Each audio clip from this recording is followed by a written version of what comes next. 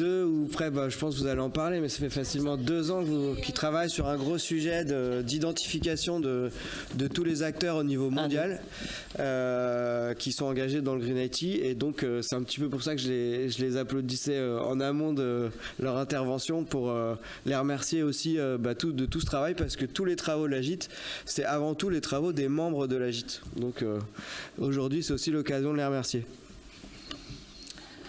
Bonjour à tous et à toutes.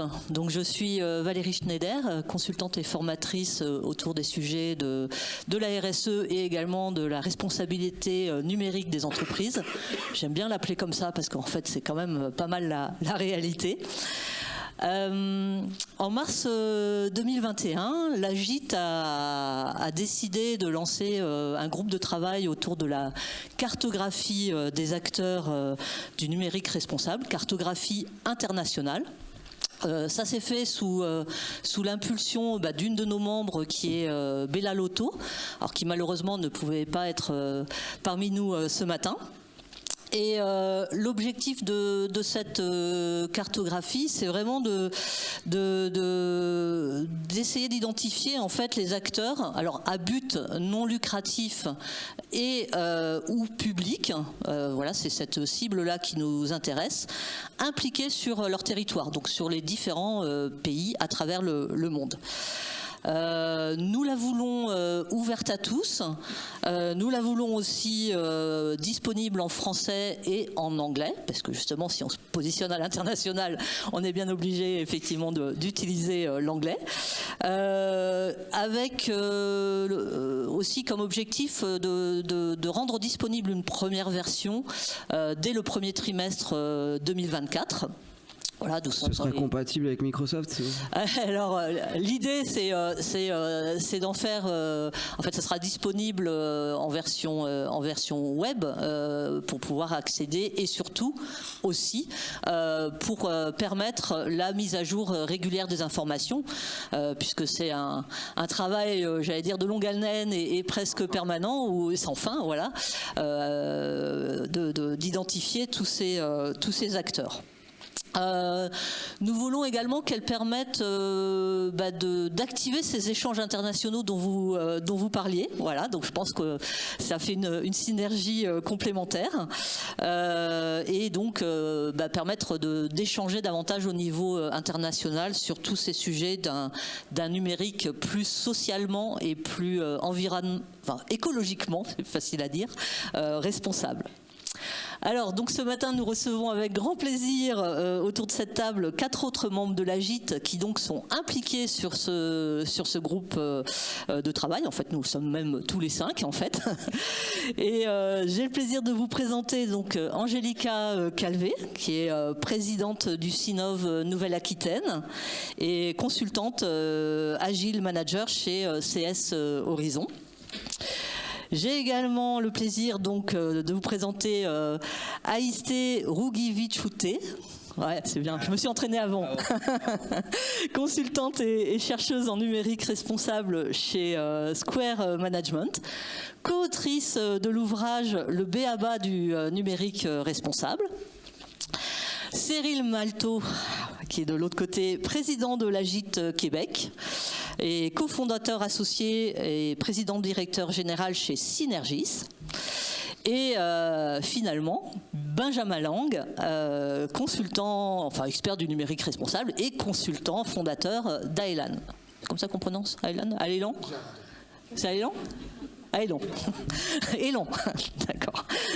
Et bien justement, je vais commencer par toi, Benjamin. Fin 2021, Elan a publié un panorama des acteurs du numérique responsable, donc plutôt orienté sur la France. Donc ce panorama, pour information, nous a également inspiré pour ce groupe de travail. Donc c'est aussi précieux que Benjamin en fasse partie. Peux-tu nous en dire plus sur la situation en France et notamment quelle catégorie d'acteurs gravitent autour du sujet du numérique responsable aujourd'hui, enfin par rapport à ton panorama évidemment aussi. Bonjour à tous et à toutes. Le panorama effectivement que j'avais réalisé, ça date de 2021, donc ça répond au départ à une problématique simple, c'est moi qui arrive sur cette question-là en 2019 et qui comprend rien, qui est un peu perdu dans la masse. Il y a quand même pas mal de gens. En fait, il y avait déjà un écosystème français assez important. Et voilà, en 2021, donc il y a ce panorama où j'essaie de catégoriser un peu, de donner une taxonomie, on va dire, entre ceux qui légifèrent, ceux qui réfléchissent, pensent, produisent du savoir, et puis ceux qui mettent en œuvre finalement une forme de numérique responsable avec un biais assez important à l'époque. À mon sens, qui est que c'était très axé environnement quand même. Les questions sociales et sociétales sont, à mon sens, très très peu présentes dans la cartographie 2021. Alors, qu'est-ce qui s'est passé, pour répondre à ta question, qu'est-ce qui s'est passé depuis 2021 ? Alors, j'ai pas prétention de tout savoir et d'avoir tout suivi. On est humain et on est tous débordés, vous le savez. Donc, moi, je dirais que mon impression, quand tu m'as transmis cette question, je me suis dit qu'est-ce qui a effectivement évolué et qu'est-ce que j'ai vu comme publication, qu'est-ce que j'ai vu comme émergence d'acteurs. Alors, moi, je vois 2-3 points importants. Le premier, c'est effectivement un accroissement des acteurs qui sont présents sur ce sujet-là, bien évidemment. Bonne nouvelle. Bonne nouvelle, ça veut dire que tout le monde s'empare du sujet, ça veut dire que ça devient de plus en plus populaire. Les acteurs qui vont sur ce sujet sont à la fois des acteurs institutionnels, administration, notamment sous l'impulsion de la loi Rennes et puis d'une dynamique ministérielle. Donc ça, très très bonne nouvelle. On voit que quand le législateur se bouge, les choses bougent. Ça, c'est une des 3 composantes du triangle de l'inaction ou de l'action, donc c'est une bonne nouvelle. Donc les administrations bougent. Les grandes entreprises bougent. Alors, mon indicateur pour voir ça, c'est effectivement le nombre d'entreprises qui, effectivement, publient des choses sur leur démarche numérique responsable, se labellisent, des choses comme ça. Pour des bonnes ou des mauvaises raisons, les grands groupes y vont. Voilà, je ne vais pas rentrer dans une polémique maintenant, même si j'en ai très très envie. Donc les grands groupes y vont, bonne nouvelle, ils polluent à côté, ils font du numérique responsable, voilà, je l'ai dit. Et troisième chose, c'est effectivement, évidemment, en 2021, il y avait pas mal, moi je trouve, d'artisans du numérique responsable qui sont encore là, bien heureusement. Et puis les industriels du numérique responsable arrivent, évidemment. Voilà, à l'époque, moi je me souviens en 2021, j'avais un peu de réticence à mettre des grosses ESN sur ce radar parce que je ne sais pas s'il y a besoin de mettre en avant des micro-embryons de démarche alors qu'ils étaient à fond sur le metaverse à cette époque-là, parce que c'était encore à la mode. Mais donc, voilà, les ESN ont maintenant, je pense que maintenant c'est assez mûr, toutes les ESN sont emparées du sujet. Il n'y a plus une ESN qui va dire je fais du numérique sans faire du numérique responsable. Enfin, il y en a sûrement quelques-unes, et dommage. Mais voilà. Donc du coup, première tendance, c'est monter en puissance du sujet, plus d'acteurs, et notamment, à mon sens, plus d'acteurs techniques. Et c'est un point qui me semble essentiel sur l'évolution du sujet, c'est que on va vers... Je pense qu'il y a un glissement de personnes, enfin d'un volet un peu, c'est pas idéaliste, mais c'est plutôt préoccupation environnementale, sociale, sociétale très forte au départ, vers une appropriation par les acteurs techniques du sujet qui en font finalement un sujet technique et qui s'éloigne un petit peu des valeurs initiales, à mon sens. Ça, c'est mon point de vue de mec radical qui va après vous dire qu'il faut tout arrêter, mais ça c'est autre chose. Et deuxième chose que je voulais vous dire en tant qu'indicateur intéressant de ce qui se passe, c'est les publications. Qu'est-ce qui est sorti finalement sur le sujet depuis 2021 ? Alors il y a quelques études. Il y a beaucoup de livres blancs. Tout le monde fait un livre blanc sur le sujet. Donc si un jour, alors si vous êtes entreprise et si vous voulez faire un livre blanc sur le numérique responsable, regardez ce qu'il y a et arrêtez de le faire. Faites une synthèse de tous les livres blancs. Vous allez voir, vous allez gagner du temps et vous allez faire gagner de l'argent à beaucoup de gens. Mais sérieusement, donc tout le monde publie son livre blanc. Ça c'est une chose. Et dans les publications intéressantes. Encore une fois, j'ai pas la prétention de tout savoir, mais en tout cas de ce que j'ai vu, beaucoup de publications autour de la mesure d'empreinte. On a tous les travaux de l'ADEME et de l'ARCEP, les PCR qui vont aussi qui contribuent à faire avancer le sujet. Donc beaucoup de travaux sur la mesure, évaluation mesure. Et également, je trouve que les travaux aussi que je vois le plus foisonnants sont autour de l'éco-conception de services numériques. Donc, je pense que ça fait écho, je peux clairement me tromper, hein, mais moi ma vision c'est qu'on fait le focus actuellement sur la mesure et sur l'éco-conception, et donc ça fait écho à ce que je vous disais avant. Je trouve que c'est un sujet qui devient de plus en plus technique, avec une accaparation des sujets par les acteurs techniques du sujet, et donc on s'éloigne potentiellement un petit peu de notre boussole, qui est une boussole d'urgence environnementale. On a une boussole d'urgence sociale et on a une d'urgence sociétale aussi, avec un truc qui nous dépasse complètement. Petite expérience personnelle, hier j'étais à La Défense, je n'y vais jamais mais j'y étais, et il y avait des pubs qui tournaient partout de Google Pixel. Donc j'espère qu'il n'y a pas de représentant de Google dans cette salle parce que vous allez me détester. Si. Ah. Mais voilà, effectivement, tout ça pour vous dire que je ne sais plus où est-ce que je voulais en venir, mais que il y a des pubs, enfin que ça ne va pas forcément toujours dans le bon sens et que le sujet effectivement. La sobriété n'est pas encore là. Non, pas encore, clairement. Voilà ce que je peux dire, moi en tout cas de l'évolution, mes gros écosystèmes français, et la bonne nouvelle c'est que ça bouge aussi pas mal à l'international. Je te fais une transition. Ouais. C'est beau. Super, merci Benjamin. Du coup, je vais m'adresser à Angelica. Tu participes à ce groupe de travail depuis le démarrage, hein, d'ailleurs comme tous les membres ici présents. Peux-tu nous parler des défis que tu as pu rencontrer pour avancer sur cette cartographie, notamment, hein, on en reparlera après, mais tu t'es occupé de regarder ce qui se passait au Mexique et aux États-Unis. Mais pour l'instant, quelles difficultés tu as pu rencontrer?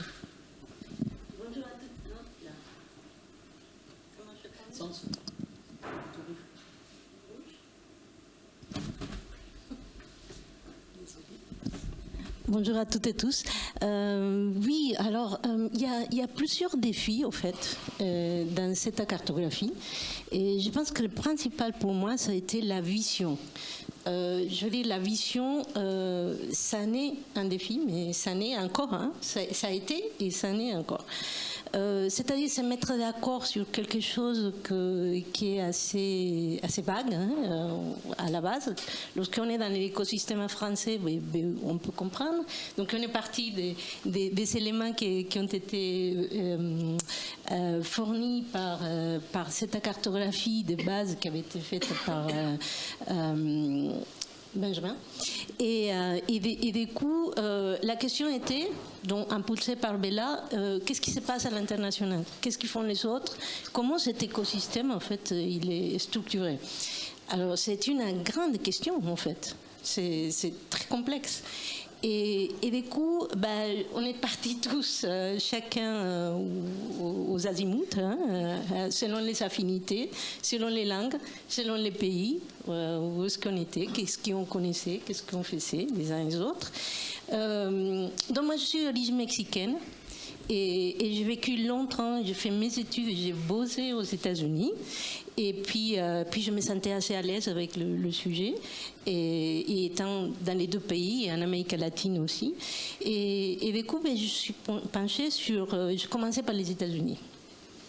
Et moi, j'avais besoin de structurer, de me faire une carte mentale, c'est-à-dire un mind mapping qui me dise quels sont les points clés sur lesquels je vais me pencher, où est-ce que je vais aller. Et j'ai fait très rapidement cette carte mentale que j'ai pu construire sur les sujets qui me paraissaient qui étaient les plus importants. Mais quelques temps après, je séchais, j'étais un peu perdue parce que je me suis dit, bon, mais non, il y a un truc qui manque. C'était la taxonomie dont on en a parlé aussi. Et je me suis dit, il faut que je me fasse une taxonomie, que je comprenne au fait ce qui se passe dans ces pays et comment cet écosystème a été structuré de ce point de vue-là. Parce que c'est pas simple. Et donc, j'ai commencé par me poser des questions assez élémentaires. Et je vous donne un exemple, c'est très simple. Le mot sustainability. Je prends le mot sustainability et quand je me mets dans la tête d'un anglo-saxon, economic sustainability, economic, social, environmental, et on va trouver tout est lié à sustainability. Et quand je prends le sustainability, en gros, aujourd'hui on parle de global sustainability, et on retrouve dans cet univers-là quelque chose qui est dans la tête des organisations, des grandes corporations américaines qui ont construit les corporate social responsibility qu'on a nous traduit comme la responsabilité sociale des entreprises. Sauf que eux, ils vont mesurer les choses un peu plus d'un point de vue très économique, financier, hein, les finances, qu'est-ce que ça donne, tout ça. Même si l'environnemental est dedans. Et puis nous, on est plus dans la norme, la ISO 14000, ISO 26000, on va aller plus de ce côté-là.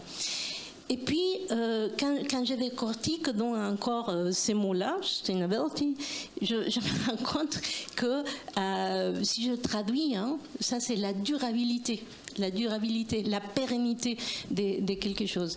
Et puis en français, on se retrouve avec le développement environnemental. Je me dis de où ça sort ça? Il n'y a nulle part. Durabilité environnementale, non, ça colle pas. Donc peut-être qu'il faut mettre quelque chose derrière qui est le développement. C'est une logique assez européenne, assez française.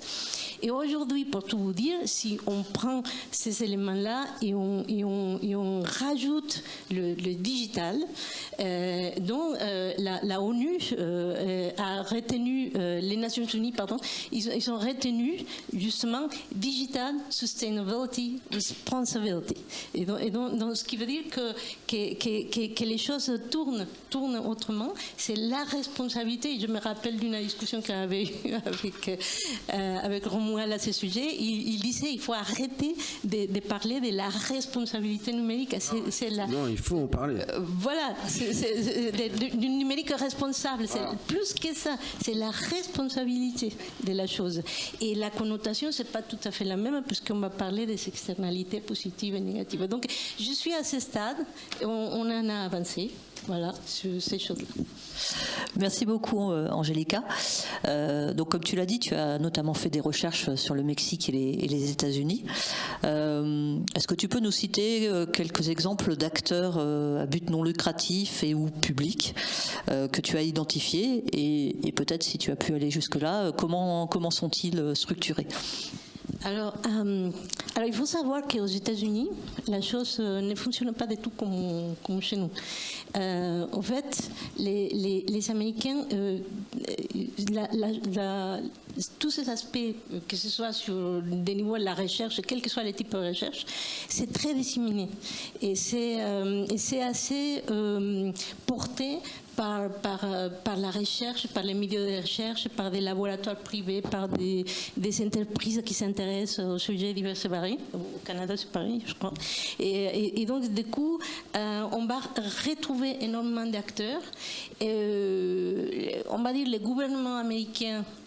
Et sur cet aspect-là, oui, il y a une législation qui est assez poussée sur le sujet maintenant.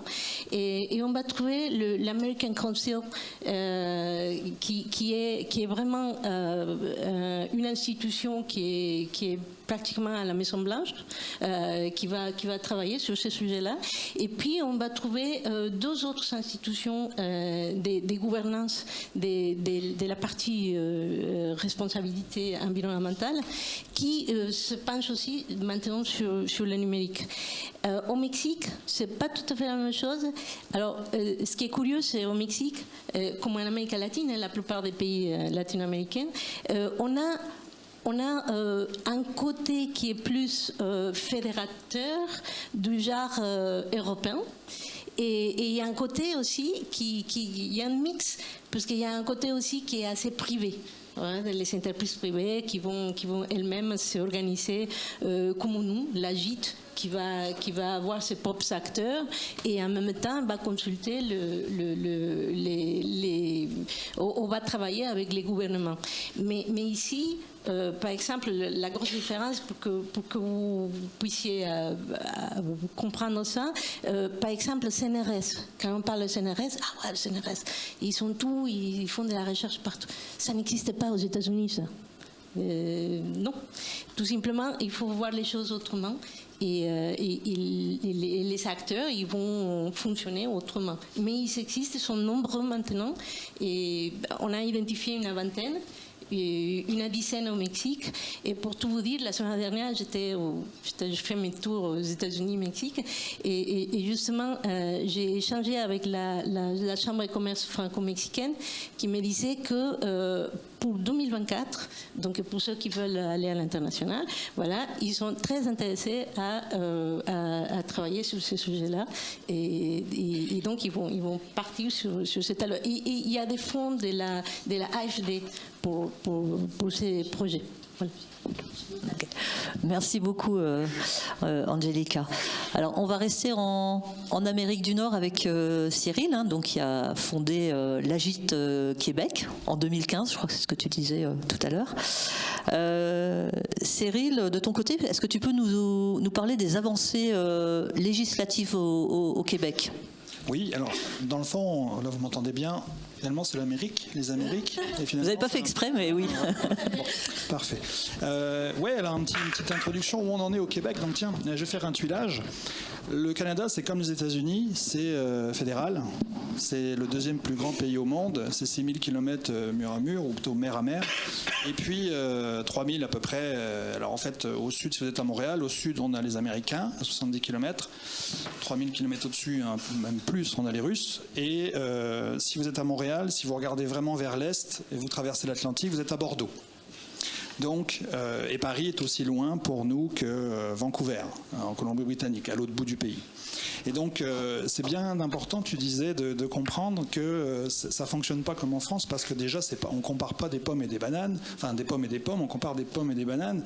C'est-à-dire qu'un État fédéral, vous avez nous, au Canada, c'est des provinces, avec 3 territoires du Nord, 10 provinces, et vous avez chaque province est autonome, avec une assemblée, c'est comme les États américains.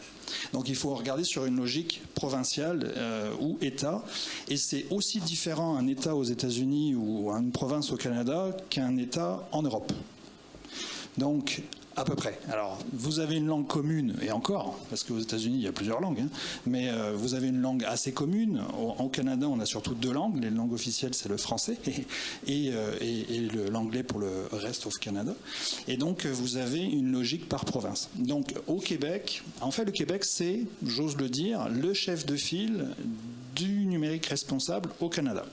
Parce que c'est là où il y a eu les premiers travaux. Alors j'ai cofondé l'Agite Québec, je ne suis pas tout seul, c'est un collectif, donc ça a démarré en 2015, mais il y a eu des choses aux États-Unis avant, il y a eu des travaux, et juste à penser aux travaux sur la Convention de Bâle, il y a eu plein de choses, il y a eu des actions, il y a l'Energy Star, ça vient de chez eux, il y a eu beaucoup d'avancées. Donc si on revient sur le Québec, en fait ce qui est notable ces dernières années, c'est qu'il y a eu une sensibilisation, enfin une réglementation sur la responsabilité élargie des producteurs. Donc ça a été le moyen de dire on va un petit peu récupérer pour recycler dans une approche économie circulaire. C'est une réglementation qui n'est pas si contraignante que ça, mais ça a quand même donné une impulsion, ça a quelques années. Bon, donc on ne contraint pas, on n'empêche pas la consommation et la surconsommation des produits électroniques ou des produits en général, mais au moins on essaye de les récupérer, à peu près. Deuxième chose, parce que le bilan environnemental en Amérique du Nord, par habitant, au niveau des déchets, n'est vraiment pas bon. Il y a quelques temps, le Québec a fait une consultation publique. D'ailleurs, ça a été des échanges avec les acteurs français. Il y a la Mineco qui est venue. Il y a eu, voilà. Le gouvernement de Québec a lancé en 2021, je crois, une consultation. L'Agite Québec a participé avec ses membres. Et là, on avait tous les ministères qui étaient là, parce que le Québec est en train de réfléchir à une feuille de route du numérique responsable. Donc là, ce qui est intéressant, c'est que c'est probablement aussi les institutions publiques qui vont être les premiers à bouger. pour créer une dynamique. Donc ça, c'est intéressant à comparer avec la France. Donc il y a une inspiration qui s'est faite, mais il y a eu, bon, c'est transposé à la façon québécoise, mais en tout cas, il y a cette sensibilisation du gouvernement et des autorités à réfléchir sur la question. On a vraiment des approches différentes selon les thèmes, parce que par exemple, l'énergie au Québec, c'est pas du tout la même chose que les problématiques d'énergie en France. Nous, l'énergie hydroélectrique, à profusion, qui coûte pas cher, environnementalement parlant, c'est correct, donc on n'a pas forcément le focus sur ça. On le fait quand même parce qu'on a un problème d'augmentation de la consommation, donc un problème de capacité plutôt qui s'en vient dans les prochaines années. Mais sinon, la partie carbone nous a moins titillé parce que déjà on est très bon. Donc il y a des, selon le culturel, selon où on se trouve, il y a vraiment des variantes de sensibilité. L'autre chose, c'est qu'on a une loi 25 qui existe aussi, qui est là depuis quelque temps, qui demande aux institutions publiques de bien gérer leur informatique, leur système d'information. Ça, c'est une très bonne base. En soi, c'est pas du numérique responsable, mais quand même, quand on y réfléchit, on ne peut maîtriser l'empreinte environnementale que de ce que l'on connaît. Si vous ne connaissez pas vos infras. Donc il y a ça. Et là, il vient de sortir il y a quelques semaines la loi 29, qui est la loi pour lutter contre l'obsolescence programmée. Ah, là, ça, c'est une grande avancée. Alors, ça ne concerne pas que les ordinateurs, ça concerne les automobiles, les frigos, n'importe quoi. Il y a un ensemble de produits qui sont listés et par voie réglementaire, on va pouvoir avoir plus de produits. Mais là, ça dit quand même, c'est une extension de la loi de protection du consommateur, c'est non, c'est pas normal qu'on ait des produits qui soient obsolescents de façon prévue par l'industrie. Donc ça, c'est une grosse avancée. Donc voilà ce qui est remarquable ces derniers temps au Québec. Et ce travail-là d'avancée législative, il n'a été possible aussi que par les travaux des acteurs de la société civile. Alors la GIE de Québec, bien sûr, avec ses membres. Il y a des beaux membres à l'intérieur, en collaboration avec la GIE de France. Mais en passant, la GIE de Québec, vous savez ce que ça veut dire ? Ça veut dire Alliance pour une gestion informatique techno-responsable. Donc, petit clin d'œil francophone. Et donc, en fait, c'est grâce au travail de plusieurs organisations, on va dire à but non lucratif, de la recherche, et il y a aussi de la recherche sur le numérique responsable au Québec. Et donc, c'est grâce à ces acteurs-là, depuis les années 2010, qu'il y a eu des avancées, des réflexions qui ont permis d'aider aussi les autorités à avancer. Alors, je cite toujours, qui pour moi est une œuvre majeure, c'est, vous voyez, vous avez Chemin de transition, c'est une étude qui a été... Chemin de transition, c'est un organisme qui a été créé par l'Université de Montréal et par Espace pour la vie, donc c'est une institution importante pour nous, Espace pour la vie, pour ceux qui ont été à Montréal. Qui a déjà été à Montréal dans la salle ? Oui, parfait. Donc jardin botanique, stade, vous l'avez vu, le planétarium, et ben c'est ça, Espace pour la vie. Donc en fait, ils ont cofinancé le chantier Chemin de transition, 3 défis, dont le défi numérique. Et là, c'est de la prospective. Donc c'est, disons, comment on fait pour que le Québec soit sur une position de numérique responsable d'ici 2040 ? Intéressant. Ce que ça donne, c'est un chemin, d'où le nom. Donc des jalons à suivre. Et donc les jalons à suivre, il y en a pas loin d'une quarantaine. Et les jalons à suivre, j'ai perdu mon marque-page SNCF, bougez pas. Je donne juste un visuel. Si j'y arrive, peux-tu me tenir le micro ? Ah, là, j'ai gagné en... On avait dit pas de slide. On avait dit pas de slide, oui. Bon, je retrouve plus la page. Je sais pas où elle est. Hop. Voilà, elle est là. Hop. En passant, gardez ça, hein, ça va disparaître. Alors, vous avez tous les jalons. Vous voyez, il y a quand même du travail, donc c'est une ligne de temps. Et plus vous avancez, plus on va franchir les jalons de maturité sur plein de thèmes. Je vous annonce que il y a le jalon 14 qui disait justement il faut qu'il y ait un encadrement de l'obsolescence programmée. Le jalon 14, il doit arriver à maturité, doit être franchi pour avant 2030. Eh bien, on a bien commencé, il y a une loi. On est en 2024. Bon, je coche. Voilà, c'est bien démarré. Donc en fait, c'est un très bon outil qui permet, alors c'est un outil ouvert au public, vous pouvez y accéder, hein, mais il y a, dans ces jalons-là, il y a une idée de repérer là où il va falloir, de façon collaborative, mener action. Donc voici pour ce qui est des avancées. Vous voyez, j'ai mis le lien entre ce qu'on avait imaginé dans la prospective, parce qu'on a collaboré à ça, et le gouvernement qui vient de prendre action, enfin le Parlement qui vient de déposer la loi 29. Ok, merci Cyril. Très rapidement, parce que sinon le temps va nous manquer, est-ce qu'il y a quelque chose de plus qui pourrait favoriser la responsabilité numérique des entreprises au Oui, Québec. alors, la loi c'est bien, mais si les organisations n'ont pas des cadres de pratique, des ouvrages de référence qui guident, et surtout, on a misé, nous, à la Gîte Québec, sur le normatif.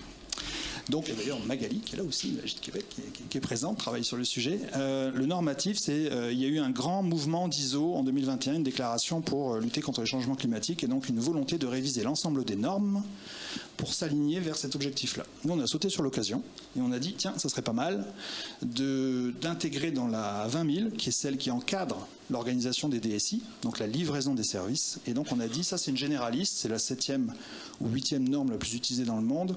Donc ce serait pas mal d'insérer à l'intérieur, parce que si on insère à l'intérieur de la norme des requis de RNE, qui est un sujet aussi pour la RSE, j'étais au congrès à Toulouse sur la RSE internationale et c'est un sujet, eh bien si on modifie la norme au niveau international, on va avoir un effet. Alors aujourd'hui l'ambition c'est une annexe à la norme qui est en chemin, on a fait les travaux. Et alors je ne sais pas qui est familier des normes ISO. Vous savez comment ça se passe, les rédactions des normes? C'est des tables avec les pays. Il y en a une quinzaine. Hein. Nous on a les Pays-Bas, l'Argentine, le Portugal, l'Iran, le Mexique. On a le Luxembourg, l'Angleterre, on a les États-Unis, on a bien sûr le Canada. On est surreprésenté parce qu'il y a 3 membres de la Gîte Québec qui font partie du Conseil canadien des normes, dont Magali, et qui sont, parce qu'on a lancé le truc finalement, on a un très bon accueil de la table, et ça a été accepté par ISO, et on est en train de travailler sur l'évolution de la norme. Et ça peut faire une différence pour que les DSI s'en accaparent, soit s'en inspirent, soit tout simplement parce qu'elles sont sous certification.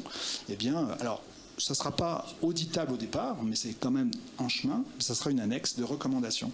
Et on parlait tout à l'heure de travailler ensemble, là, des cultures différentes. Eh bien, de travailler avec ces pays-là et de voir comment parce qu'autour de la table, là, c'est des gens qui ne pensent que numérique responsable.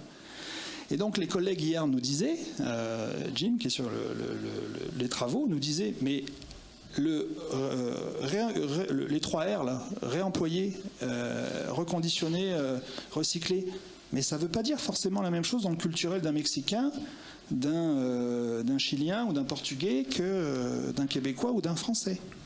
Chez eux, ça se transpose au niveau culturel d'une autre façon. C'est très intéressant, autour d'une table ISO, d'avoir ces échanges. Donc voilà ce que je voulais vous témoigner. Alors on avance avec la pratique et ces outils-là qui viennent compléter les lois. Ouais, merci beaucoup Cyril. Et donc je vais m'adresser à Isté. Dans tes recherches sur l'Europe, quelle différence, notamment dans les approches, as-tu pu relever ? Bonjour tout le monde. Alors donc moi, je suis lituanienne, donc naturellement je suis curieuse de ce qui se passe en Europe. Et comme Benjamin a évoqué, en fait en France, depuis un moment déjà, il y a un gros focus sur le côté environnemental ou Green IT. Et là, beaucoup opérationnel, on voit beaucoup des initiatives, peut-être on peut accorder un petit peu que ça a commencé ou ça a été propulsé avec des chefs de projet, avec le rapport. Après, on avait le collectif GreenIT.fr et même INR au début, en fait, c'était beaucoup orienté vers les questions environnementales. Dès qu'on commence à regarder ce qui se passe ailleurs, et notamment par exemple en Allemagne, c'est complètement l'inverse. En fait, toutes les questions environnementales complètement oubliées du numérique, et c'est beaucoup plus orienté vers la protection de données, le biais algorithmique, la protection de clients, customers, etc.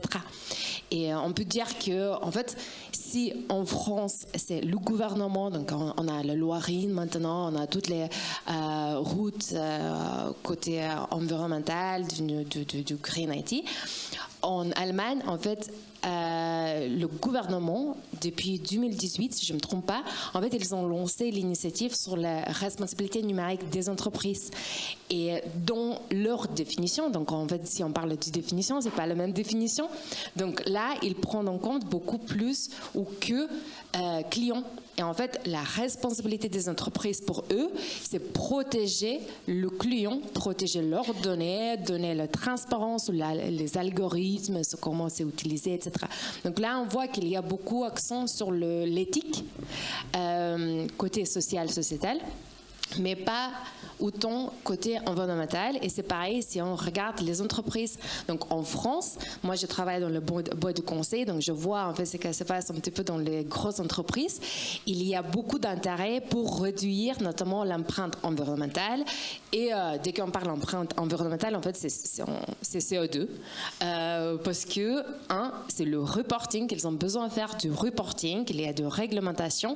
Donc d'où vient tout l'intérêt pour eux, essayer de réduire dans tous les côtés où c'est possible leur empreinte environnementale. Et en Allemagne, dès qu'on parle des entreprises, en fait pour eux, numérique, bon, c'est dans la cloud, ça reste dans la cloud.